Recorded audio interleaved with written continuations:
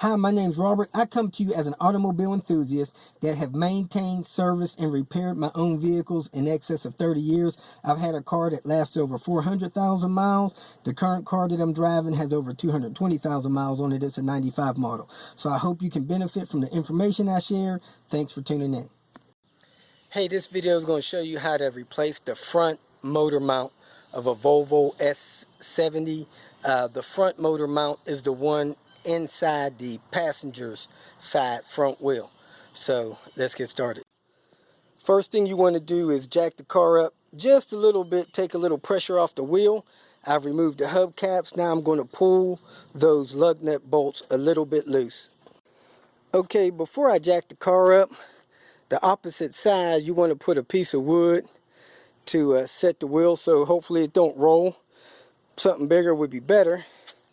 I set the parking brake. I pulled the parking brake slowly.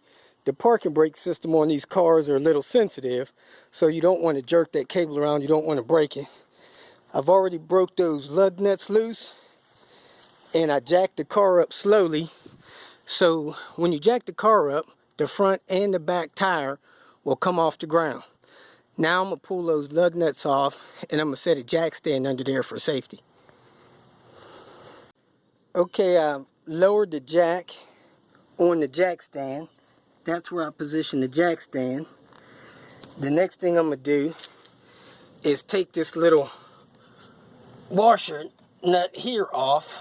Sometimes you can do it by hand. I'll put a little plier on it. Then I'll pull that fender well back and you'll see the mount loud and clear from there. But as you can see, the wheel is off. Now's a good time to take a look at your brake pad. As you can see, this brake pad has a lot of meat on it. You can also try to wiggle that wheel since it's on the jack stand. See if there's any play in the control arm. There's your lower control arm there. This car only has a lower. So, okay, here's a list of all the tools and equipment I should need to get this job done. I got a thick pair of leather gloves, pair of pliers or adjustable jaw wrench I use to get that little nut off. I got a small scissor jack. I have a 2x6 that I put under the oil pan and support the motor. Sometimes when these mounts are really flat and to get those side two bolts out, you have to lift the motor up just a little bit, take a little pressure off the mount to get it out. I got a 14mm socket. I have a 17mm socket, ratchet wrenches, and of course the new motor mount that I purchased. It was a Phoebe, and I use a Star lug nut wrench because I really don't like the Volvo lug nut wrench. So I pulled this panel apart. You can see how it folds back, and when you see in there at the mount, you can see that this mount is a little flat. It's all the way down to the bottom of the deal there. It's a little bit out of focus. Let me go in here the other side. The mount there is a little flat, and it gives vibration in the steering wheel because it's resting on the bottom rubber part. But these two bolts, this one here and this one here, are 17mm, and the two holding the mount against the motor are 14mm. So I'm going to go ahead and break those two 17mm loose first. Maybe I won't have to jack it to do that.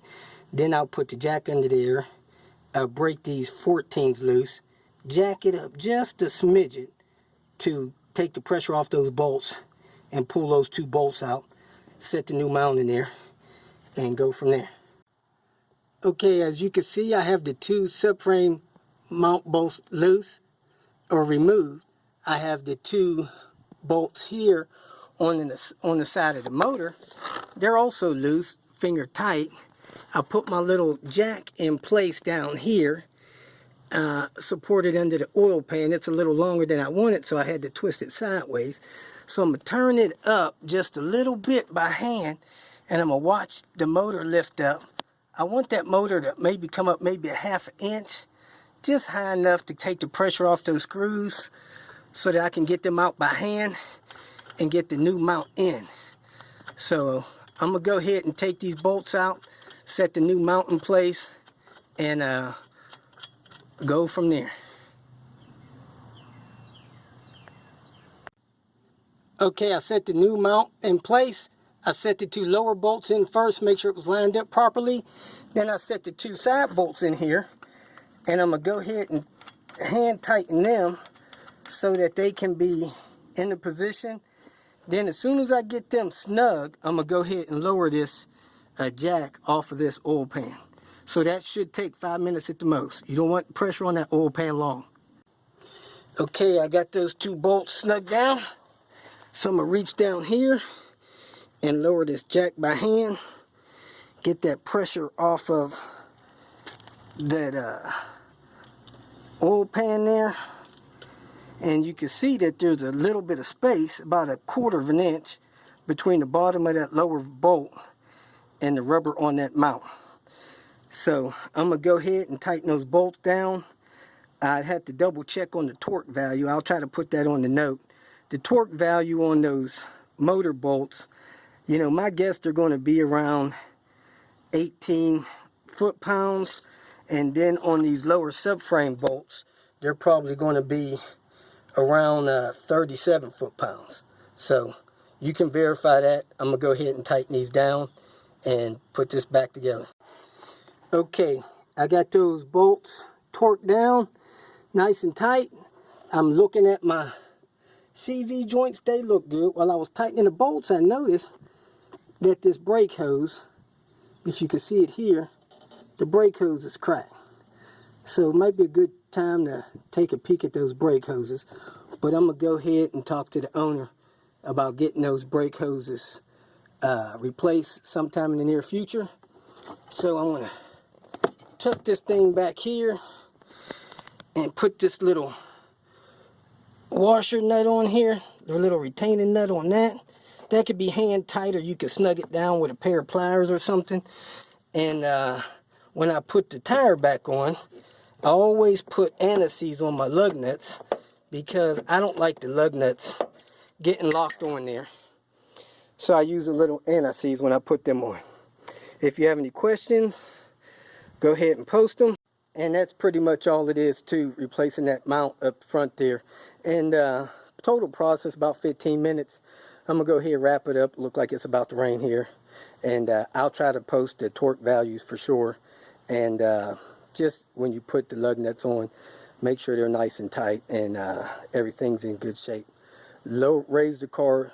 Just make sure you got that jack from under the oil pan before you let the car down. Move that jack and stuff out of the way. Raise the car slowly. Pull that jack stand out. Lower it down to put the tire back on. Snug the bolts on the tire. Then lower the jack down, put some weight on it. Then tighten those wheel lug nuts up. So if you got any questions. If you feel that this information was beneficial, please like it and share it with your social media friends. Go ahead and subscribe to my page so you will get notification of future videos that I post. You can feel free to visit my website, robertspinner.com, post questions, and thanks again for watching.